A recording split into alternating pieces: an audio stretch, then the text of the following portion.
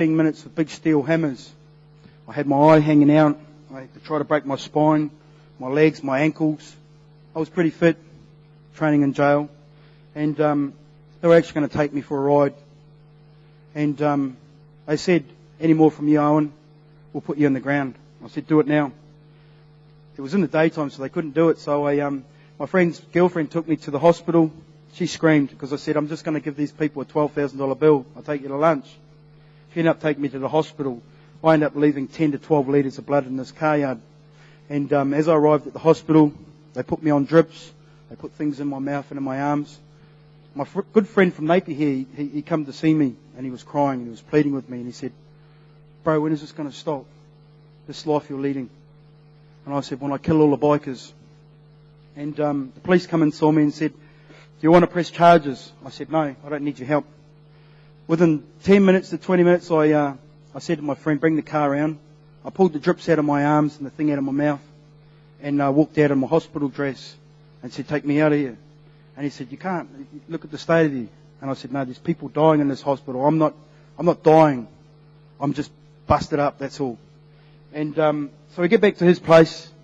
And I borrowed his phone and I rang my friend who sold guns.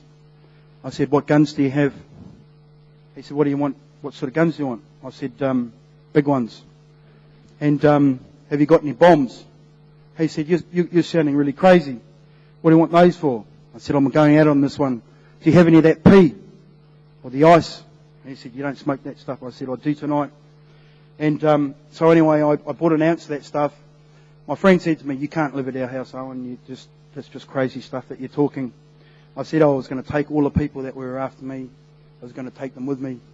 And so I moved into another house and I tried to organise how I was going to take out 3 motorcycle gangs. I brought this taiha with me tonight. I didn't share this with you before. But when my father died, this taiha was made for me. And it's got my father's name on it, which says Te Ao Katoa. Te Ao Katoa means the whole world. And it got blessed by a holy man of God, Owen Pomana, who was the first Catholic Māori bishop to our people. And he said a powerful karakia over it, or a prayer. This took a journey with me through the Navy, through the world, and it also came across to me to Australia. When I got locked up in prison, people come and thieved all my stuff. They also took my taiaha. Hence, that's why I was going crazy. And trying to find out who had it.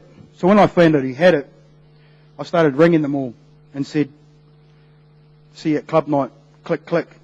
I was going to blow them up. So they sent up another hitman to shoot me. And we ended up becoming friends, me and this hitman, even though I foiled his plot.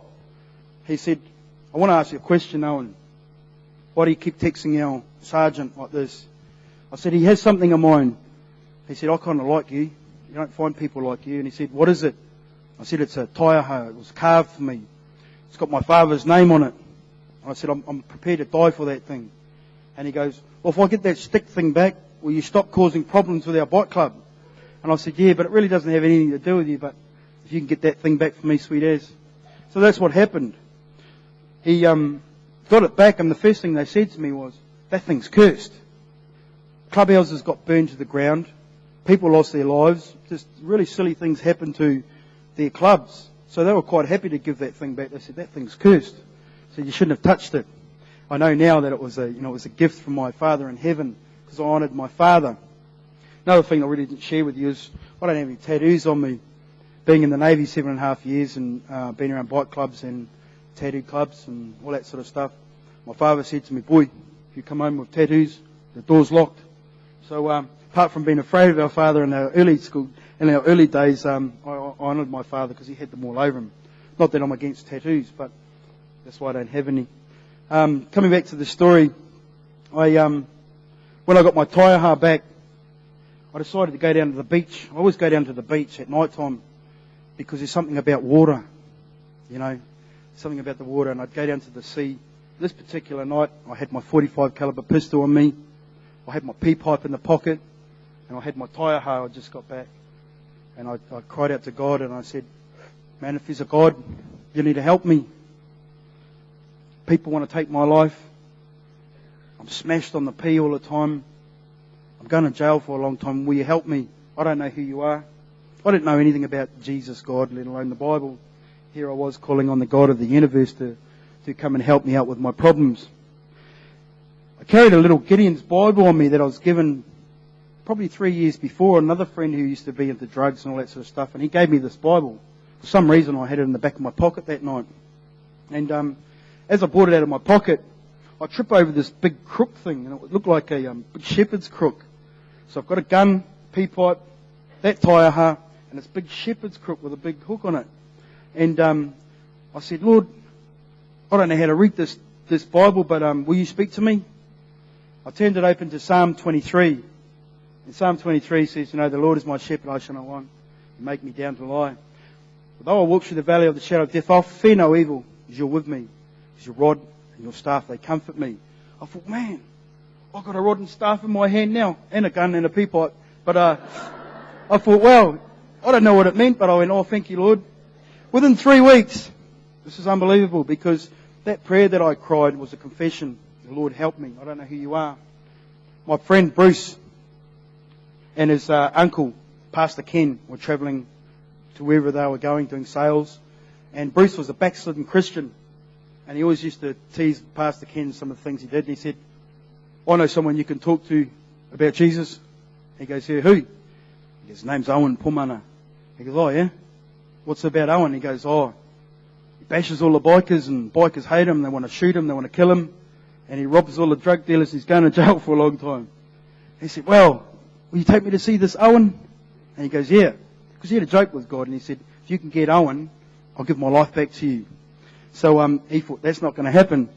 So he turned up my place. My friend Bruce is a casual smoker on the P. It's amazing the people that smoke P. You'd be surprised. Doctors, lawyers, nurses, whatever. I've seen it all.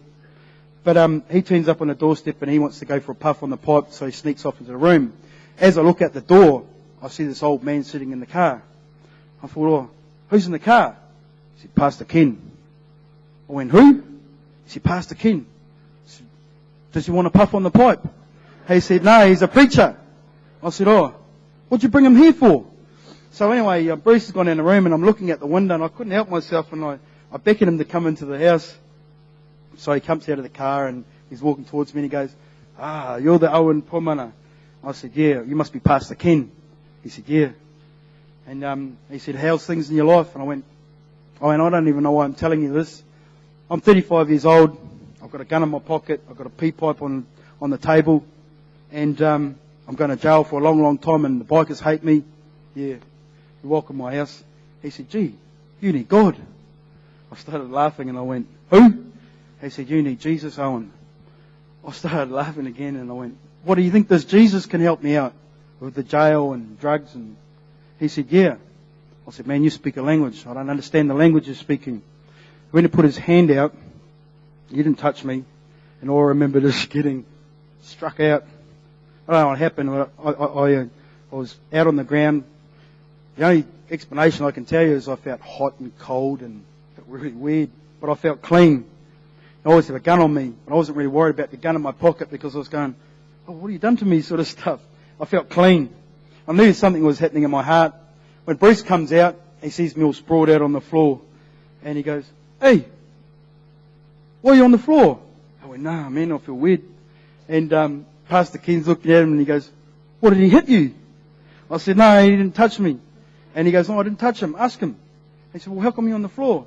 Pastor King goes, I just asked him if he wanted Jesus. He said, you're kidding me.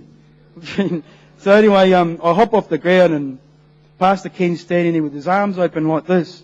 You remember for 12 years I've been around criminals and been around jail, and I had a hardened heart, anything about love sort of stuff, and I didn't really hear it, but this man's got his arms open. He says, do you want a hug, Owen?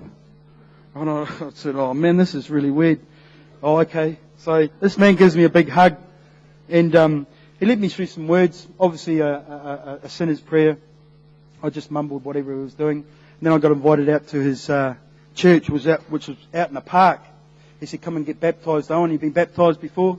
I said, yeah. I got baptised in the Catholic Church. And he said, you can come out anyway. So I said, my friend, come pick me up. We went out there, and 3 people this time saying all this stuff, obviously speaking in tongues. And power of God hit me. I fell on the ground.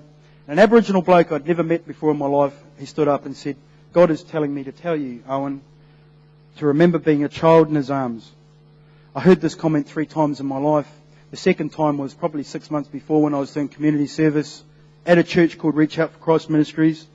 I was told to stay away from this bloke named Martin that pointed him out to me and said, he's a weirdo Christian. And these are all weirdo Christians in here. And he said, just stay away from him. One day I was leaving work and this Martin comes running after me and he's yelling out, hey mate. And I turned around with my hardened heart.